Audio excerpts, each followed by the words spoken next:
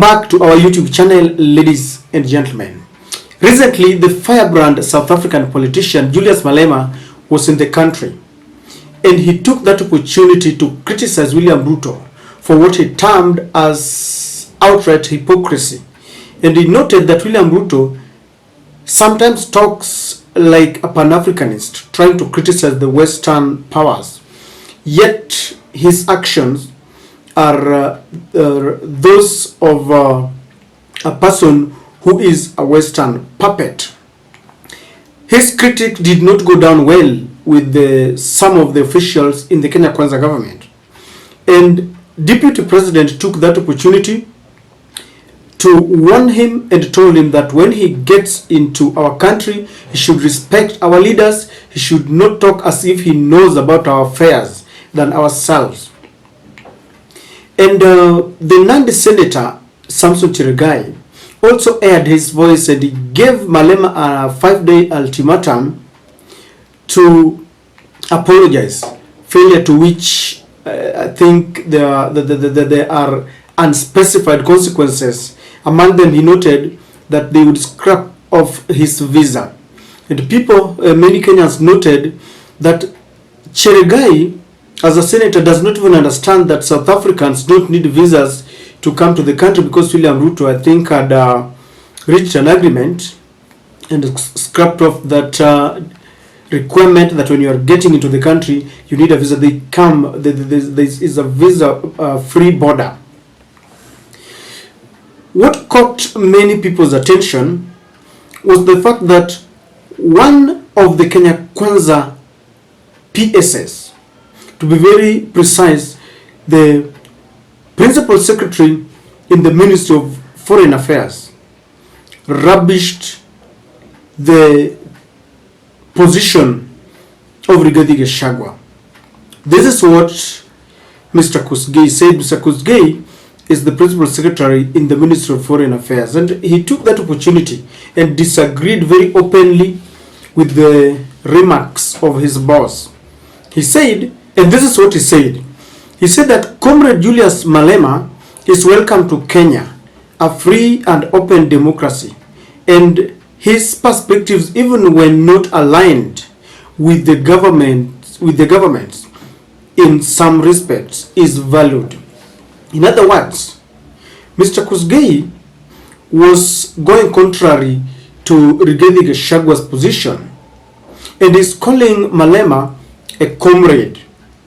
It is saying that he's welcome to criticize the government, and his views and sentiments, even if they are not aligned to the government's perspective, then they are still valued. That critique attracted a debate, and many Kenyans aired their views, and some of them are as follows. Someone calling himself geopolitical Pan-African nationalist said, agreed. In other words, he agreed with Mr. Kosgei. Another person said, the sweeper is doing an excellent job cleaning after the littering boss. In other words, this guy feels that Rigathi Gachagua made a mistake, and Mr. Korir is now coming to wipe out the mess. Another person there says, I agree with you. Another one saying, no Okuyu, and I want you to listen to this, no Okuyu can throw such a shade on William Ruto and live to talk about it. You get that? And the other person is saying, very true kiongozi. And the other one is saying, umeamua kusema different opinion from your boss Rigiji. And I want us to pick those two.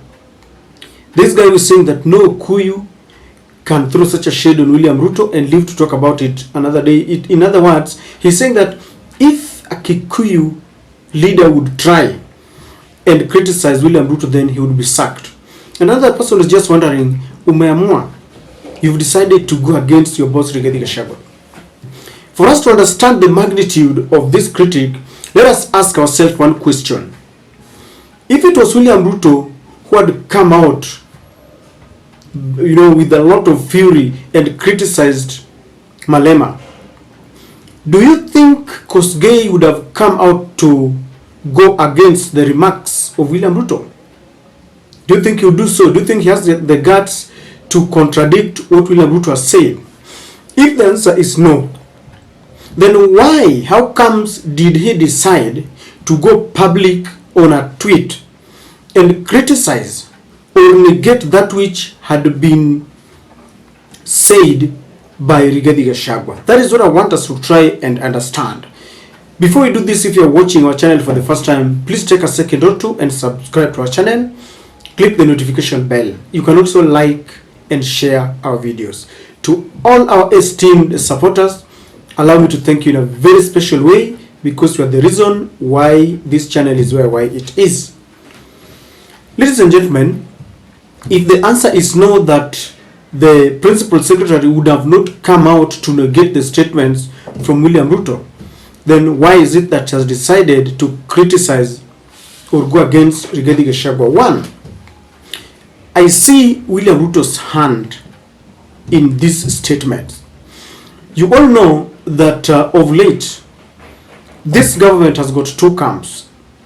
The camp that is supporting William Ruto, the other camp that is supporting Rigathi Gachagua.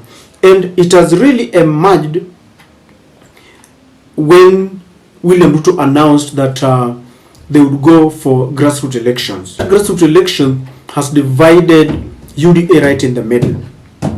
And so William Ruto wanted to portray Rigathi Gachagua as a very intolerant politician, politically intolerant. Because of late, you've seen Rigathi Gachagua advocating for the shareholders policy, where he believes that those who voted for William Ruto should get the lion's share of the national cake. William Ruto has tried to pretend that he does not want that narrative, but in real sense, that is what he's practicing. And they want to portray, Rigathi Gachagua as someone who does not welcome the opinions of others. And in this sense, William Ruto wants to play as a democratic president who welcomes even critics. Well, we know very well that William Ruto does not really welcome critics. When people went to the streets to try and ask him why the basic commodities had got their prices going up, he unleashed police brutality. So that is what they want to do. William Ruto wants to remain mweupe kama pamba, ule ambaye anakubali kukosolewa. But they want to portray Rigathi Gachagua as someone who does not want to be criticized. So that moving forward, people will start looking at Rigathi Gachagua as someone who does not fit to take after William Ruto, because there is a very big battle around the succession politics after William Samoei Ruto in the UDA. Even though we still have 4 years ahead of us, we have really heightened the political temperatures. Number two, the Foreign Affairs Principal Secretary works with recently appointed Mudavadi. And you all know that Mudavadi and Rigathi Gachagua are not really in good terms because of the same thing, supremacy, battle, and succession politics. There's a general feeling that William Ruto is quoting Mudavadi. And so it looks like Mudavadi wanted to send a strong coded message that this is under his docket. Whenever there is a foreigner who gets into the country and he speaks, he feels that he's the one who is supposed to respond because it lies under his docket. And so he took that opportunity and instructed Mr. Korir to rubbish the position of Rigathi Gachagua, noting that position should have been taken by Mudavadi himself, so that as long as Musalia has not spoken, then it should be taken that Kenyans or the Kenyan government welcomes the critique from foreign leaders.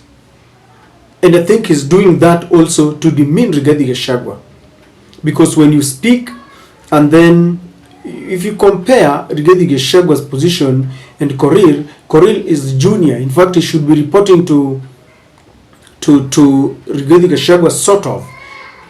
But Mudavadi wants to make it look like Riggy can be answered by a junior officer. And I think that is one thing that came out very clearly. I also think that Mr. Korir just wanted to play diplomatic, because when Rigathi Gachagua went, public and criticized Malema, some people think that in the bilateral relationship it shouldn't have gone that way.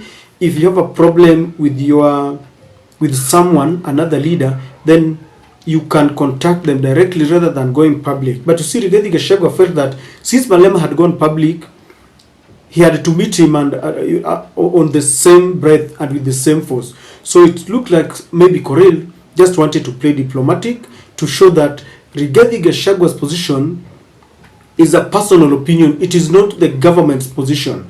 And so the government position is that they welcome critique. It could also be just another way of trying to sabotage Rigathi Gachagua, because it is a case of, I know who the appointing authority is. After all, what can he do? We have seen this many times. We have seen Moses Kuria throwing jabs and tweeting and telling Rigathi Gachagua that you are suffering from inferiority complex. Moses Kuria is just a cabinet secretary. In the hierarchy, the deputy president is his boss, but they've been doing this. And especially those who are allied to William Samoei Ruto don't have any respect at all to Rigathi Gachagua.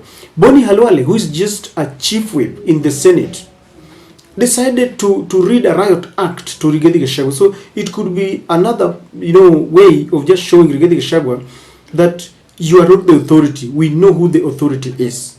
But it is very unfortunate, because in a structured government, we don't need to see such kind of things. And maybe the last one, this only goes a long way to corroborate the fact that there is a division and widening cracks within the UDA, even though they are trying to hide it. It is coming out. Like pregnancy, this will not be hidden for too long. It will come out. I don't know what to think, but that is my thought.